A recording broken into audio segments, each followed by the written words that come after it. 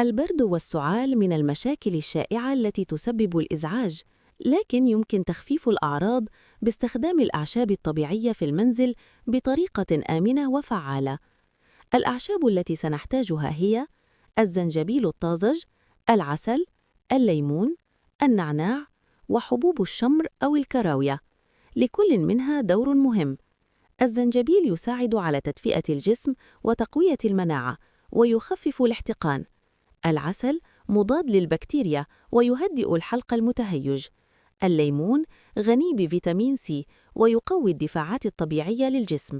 النعناع يساعد على فتح المجاري التنفسية.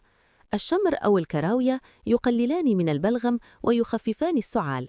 طريقة تحضير المشروب: اغلي كوباً من الماء، أضف ملعقة صغيرة من الزنجبيل المقطع وأوراق النعناع وبعض حبوب الشمر. اترك الخليط يغلي لمدة دقيقة أو دقيقتين، ثم صفه.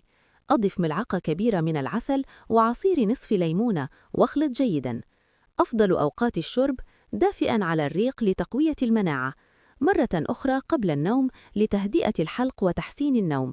يمكن تناوله 2 إلى 3 مرات يومياً حسب الحاجة. نصائح إضافية: احرص على الراحة وشرب السوائل الدافئة. تجنب الأطعمة الباردة والدسمة. استخدم البخار من الماء الساخن لتنقية المجاري التنفسية. باستخدام هذه الأعشاب الطبيعية يمكنك دعم جسمك وتخفيف أعراض البرد والسعال